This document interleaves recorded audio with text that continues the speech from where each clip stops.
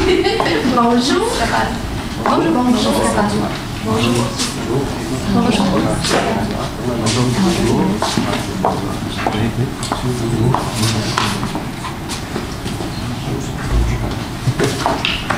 Faites attention aux filles. Oui.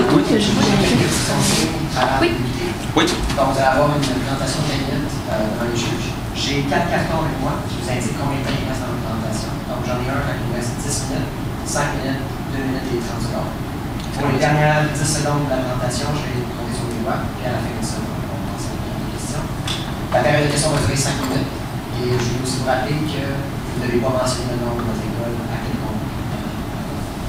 Donc, je vais laisser les juges se présenter et ensuite ça. Muscadu, professeur en management à l'Université du Québec à Trois-Rivières. Marie Gingras, directrice générale à la Fondation canadienne des jeunes entrepreneurs. Maxime Gélinas de l'entreprise Aspasie Plastifil. Bonjour. François Jourdain, directeur création et développement des entreprises, innovation et développement économique. Bonjour. Donc, je vais commencer la présentation. Donc, l'entreprise Plastifil. Il s'agit d'une entreprise qui est chef de file dans ses domaines de production. Donc, il s'agit d'une entreprise qui est toujours innovatrice dans le domaine. Nous sommes très fiers aujourd'hui d'être ici aujourd'hui pour vous parler du mandat que vous nous avez offert. Donc, nous, la firme BBP, si je peux nous présenter, à mon extrême gauche, M. Jean-Philippe Bourdua, ici à ma gauche, Éloi Boudreau, et moi, Jessica Parlé.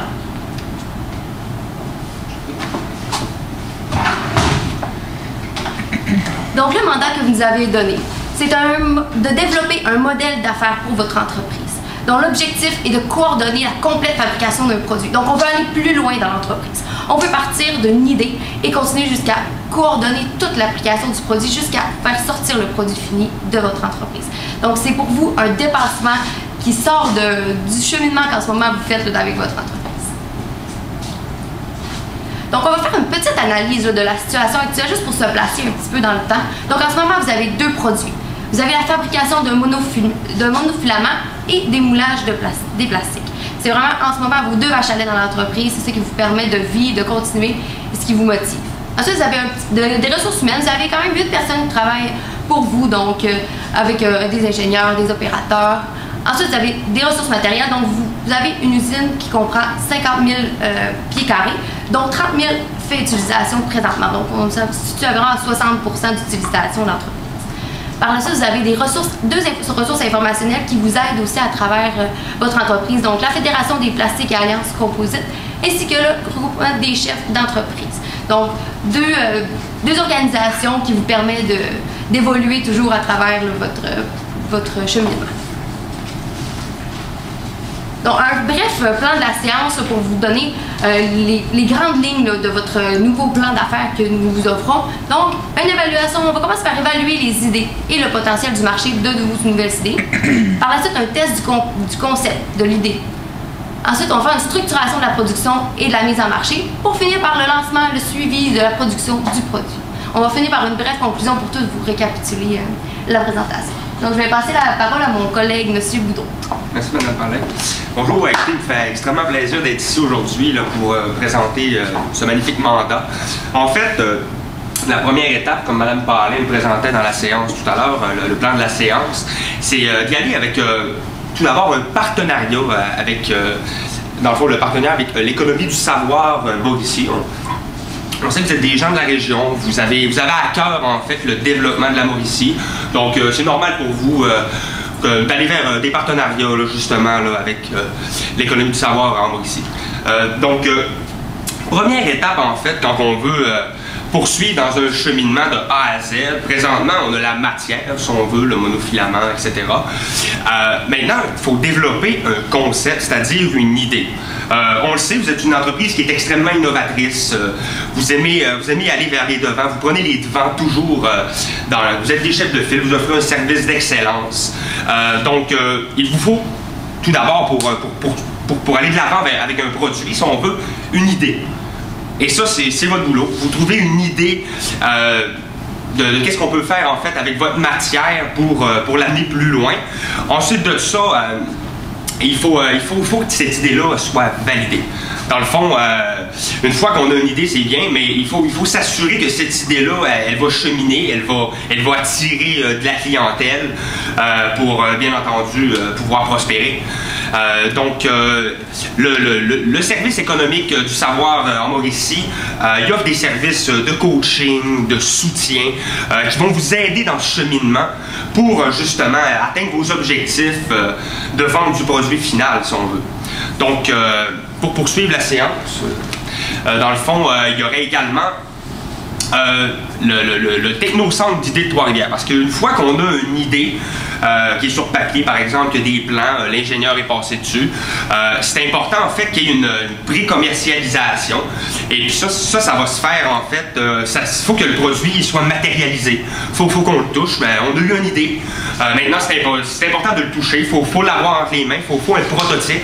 Et ça, le technocentre d'idées de Trois-Rivières, il met à votre disposition en fait des équipements spécialisés, des salles qui ont des équipements spécialisés qui pour le moment est peut-être un petit peu moins accessible pour l'entreprise où c'est des équipements qui coûtent qui sont extrêmement dispendieux. Donc on ne veut pas se lancer dans l'achat de cet équipement-là pour le moment. Donc avec un partenariat avec les technocentres d'idées de Trois-Rivières, on pense que ça va être un monde idéal. Ensuite de ça, une fois qu'on a la production d'un échantillonnage, il va y avoir en fait un test du concept ou de l'idée. Je vais maintenant donc laisser la parole à mon collègue, M. Bordua, pour approfondir un petit peu plus le sujet. Oui, bien sûr. Donc, pour tester l'idée, ça va être important d'aller chercher un financement. Pour aller chercher un financement, on utiliserait Kickstarter, qui est un site internet qui permet de mettre une vidéo de votre produit, de votre concept, et qui permet d'aller chercher des gens qui vont vous aider avec un financement, d'aller chercher des détaillants, d'aller chercher des grossistes, d'aller chercher des clients potentiels qui croient en votre futur produit. Donc, le but de ce site-là, c'est de passer de l'idéation vers la fabrication. Parce qu'on le sait que les producteurs, les grosses usines en Chine, les grosses usines en Allemagne, ils veulent quelque chose de concret. Ils veulent des gens qui ont déjà à cœur le produit. Déjà des ventes potentielles, comme on peut le dire.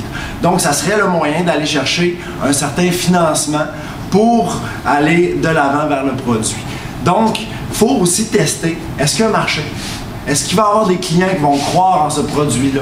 C'est très important pour nous de vous démontrer que sur le site web de Kickstarter, vous pouvez créer votre vidéo. Et comment on va le faire? On va faire ça en partenariat avec le locataire qui loue les locales. Eux autres, ils ont une spécialité au niveau des plans de communication, au niveau du marketing. Ils vont pouvoir vous encadrer pour bien faire votre vidéo, pour pouvoir le mettre sur le site internet et attirer le plus de gens, des clients potentiels possibles. Donc, laissons place à la sous-traitance.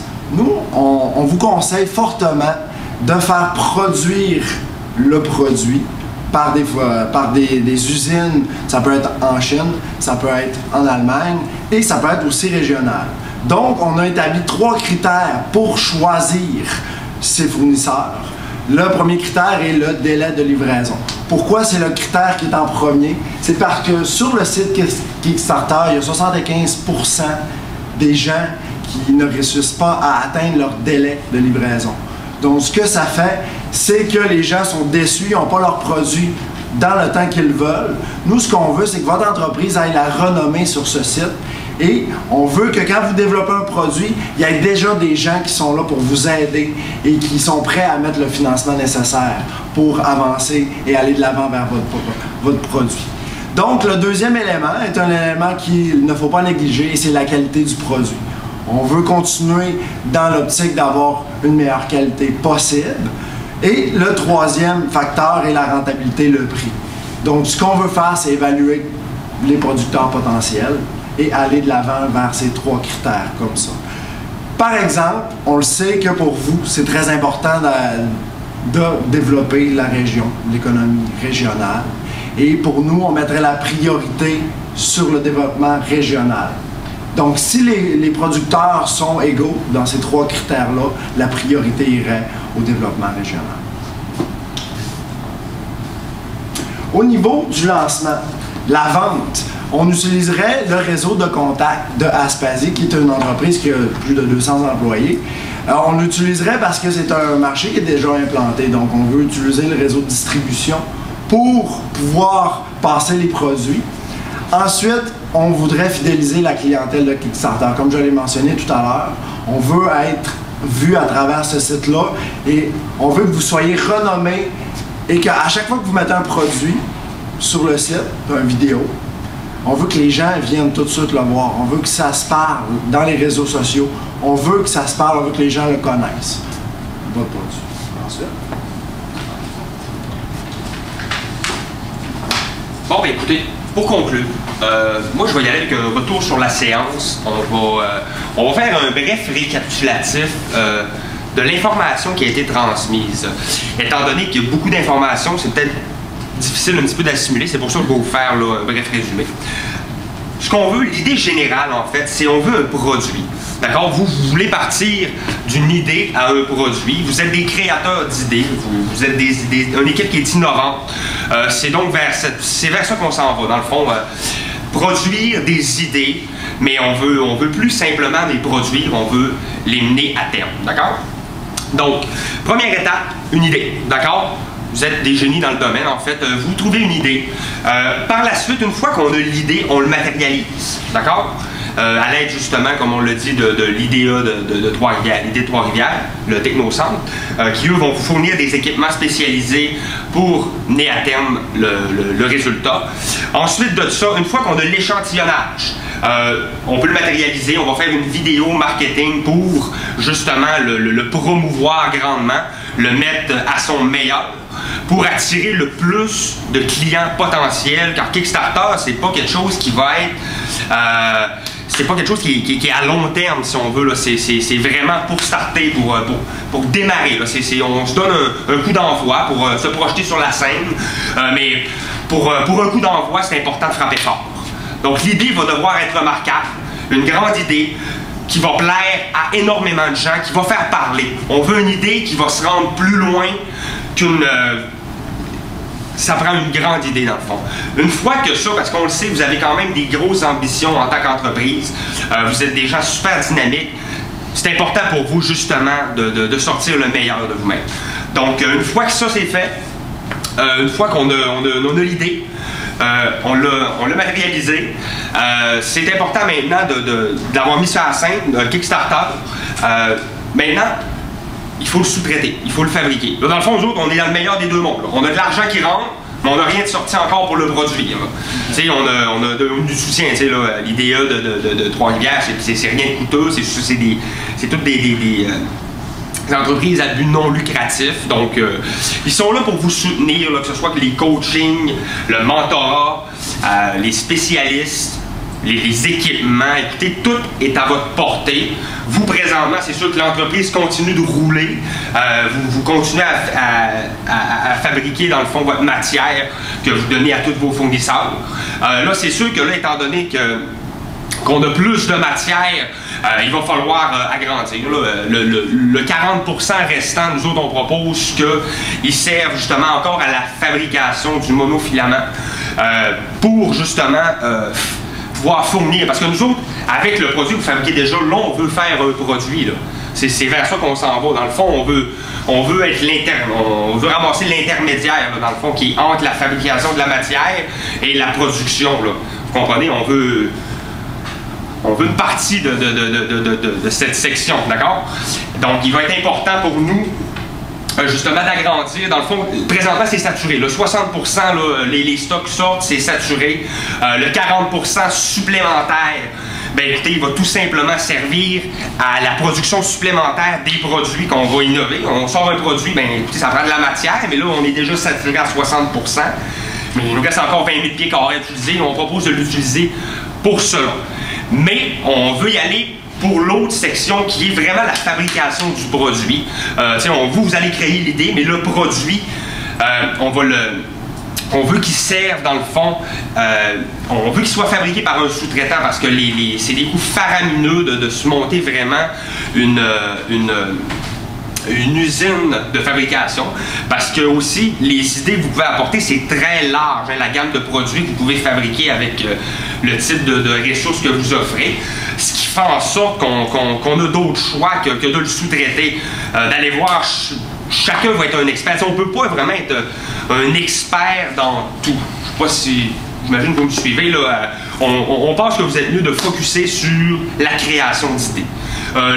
Le fait d'y aller vers une entreprise de fabrication, vraiment s'ouvrir une usine et fabriquer notre stock, le temps, l'énergie que ça va prendre pour arriver à monter une telle structure, on pense que ça peut affecter grandement la qualité du produit, les délais de livraison, parce que l'énergie est, tu sais, 24 heures dans une journée, c'est difficile pour nous d'arriver et de tout vouloir faire. On essaye de dormir à un moment donné. Fait que c'est ça. Dans ce sens-là, on y va vers la sous-traitance. Eux, ils ont déjà l'expertise, ils ont déjà toute la flotte, l'équipement, les ressources humaines. Tout est mis en place pour pouvoir satisfaire la demande, en fait.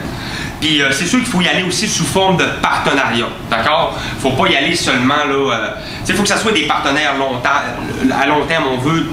On veut des ententes qui sont durables, qui vont durer avec les années, plus qu'un simple contrat, si on veut. Là. Nous, on veut quelque chose qui est durable avec plusieurs années. C'est donc pour cette raison que la sous-traitance est l'avenue tout simplement.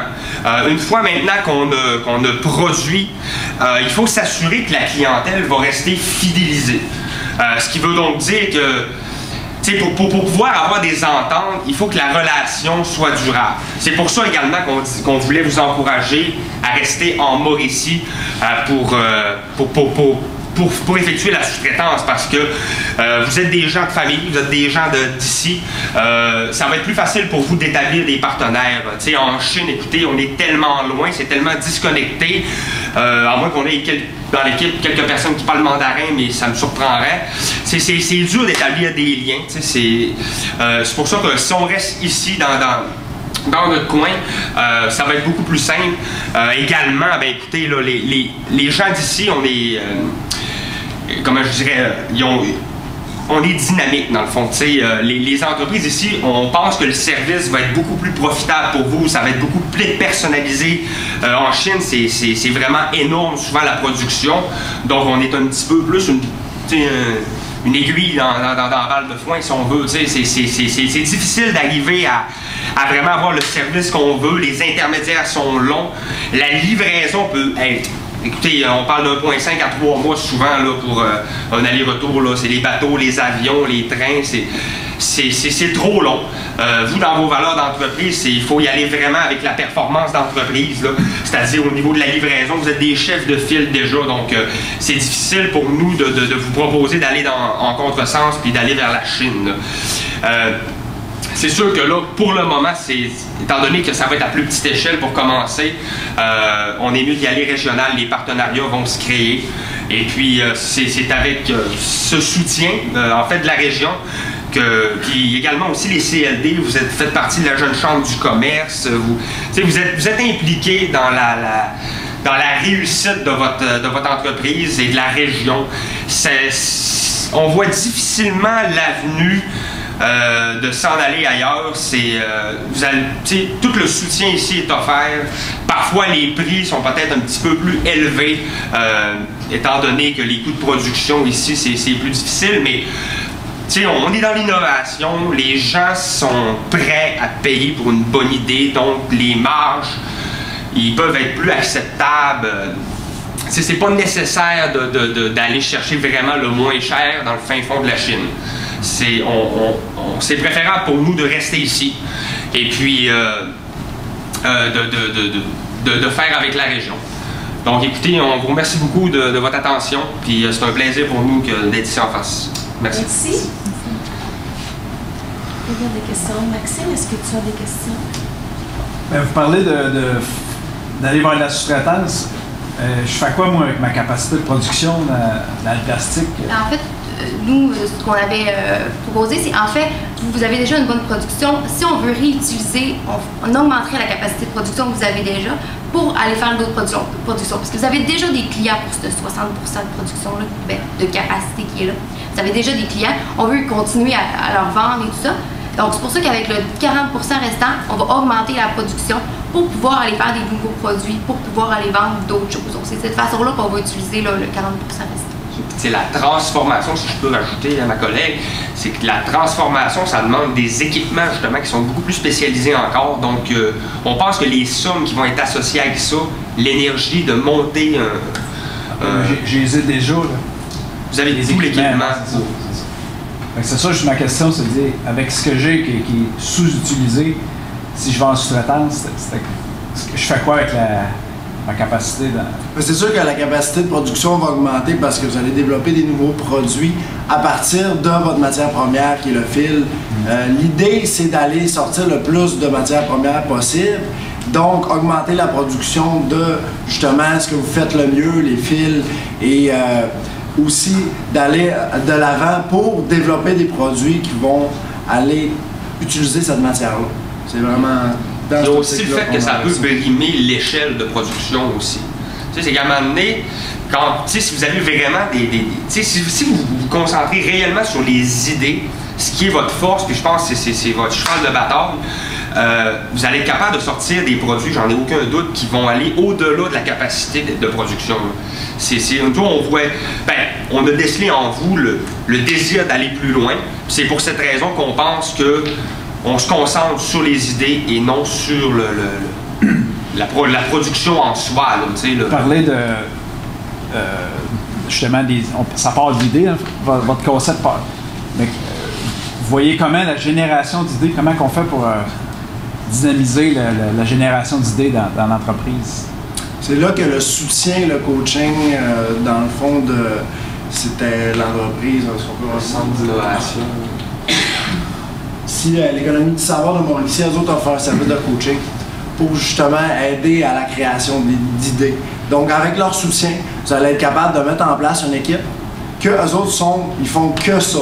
Donc, il faut aller chercher des ressources humaines qui vont avoir dans l'optique, on innove, on est créatif et on développe des produits, on les met sur le site et après ça, le produit fonctionne, on le développe et on utilise les matières premières que vous avez.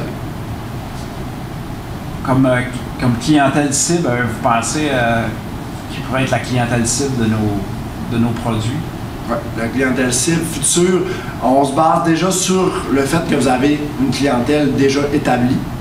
Donc, on irait développer encore plus en profondeur cette clientèle-là. On peut peut-être élargir la gamme de produits que vous avez déjà pour pouvoir, après ça, continuer à vendre dans cette même lignée-là que vous avez déjà avec Mais le site Kickstarter comme tel, c'est plus du B2C, du B2B? Bien, il y a deux volets. On peut, admettons, moi, je suis un client, je peux acheter un produit. Puis, je donne l'argent avant d'avoir... C'est comme une promesse d'achat de quand le produit va se développer sur le site. C'est une promesse d'achat. Et il y a aussi les grossistes et les détaillants. Donc, on peut avoir différents ensembles de nombre de produits. Mettons, il peut y avoir un détaillant que lui, il décide d'acheter 10 000 unités. Donc, il peut y avoir des partenariats qui peuvent se faire. Et après ça, eux autres vont prendre en charge le côté de la vente du produit. Donc, ce site-là est vraiment, puis ça marche. Il y a plein d'entreprises qui utilisent ce site-là pour développer des nouvelles idées puis mettre en place l'innovation. Comme la vision. C'est un tremplin pour bâtir des ententes durables à long terme avec des clients. Oui. Votre rendement, je vais coûter combien ça? En termes d'investissement, ça représente quoi? Est-ce qu'il y a un retour sur l'investissement? Comment vous comptez le financer? Est-ce que vous avez une idée dessus? C'est pour ça justement qu'on voulait y aller avec des partenaires justement qui sont à but non lucratif dans le fond, qui vont nous soutenir dans le fond, qui vont nous donner un coup de main. Nous autres, dans le fond, on va bâtir une idée. Vous avez déjà une équipe qui est capable de produire une idée, dans le fond. C'est ce que vous faites. C'est le mieux, d'ailleurs. Une fois que là, l'idée est bâtie, dans le fond, là, présentement, là, la business, elle roule. L'entreprise, excusez. L'entreprise, elle roule présentement. Il y a déjà des entrées d'argent, dans le fond. Ça roule présentement. Puis là, vous vous focussez sur l'idée dans le fond. Donc l'entrée, elle, permet de vous soutenir pendant ça, mais c'est pas des sommes faramineuses, là, c'est du temps d'homme pour créer une idée. Puis ensuite de ça, il y a des machines spécialisées qui sont offertes où monsieur, s'il en reste quelques-unes de disponibles, peut les utiliser chez lui, dans son usine. Puis une fois que lui est produit le concept, on parle de peut-être une centaine là, pour juste promouvoir le produit, en fait, le présenter, créer une vidéo justement avec des partenaires, encore une fois, des connaissances, des bonnes connaissances. C'est que nous, on pense que l'entrée d'argent, en plus Kickstarter, l'argent rentre avant de sortir. C'est surtout Kickstarter qui va nous donner vraiment un bon coup de main. C'est pour ça qu'on disait tout à l'heure que ça prend vraiment un bon coup d'envoi pour qu'il y ait une entrée qui est considérable, justement, avec une entrée considérable d'argent, on va être capable justement de soutenir le projet là, jusqu'à ce qu'il y ait des ententes vraiment plus solides qui sont bâties avec les clients. On va aller? Merci, c'était la dernière question. On est nous aussi limités. Parfait. Merci. Merci beaucoup. Ça m'a fait journée, merci. Merci. Merci. Merci. Merci à la base. C'est un petit... merci. Merci beaucoup.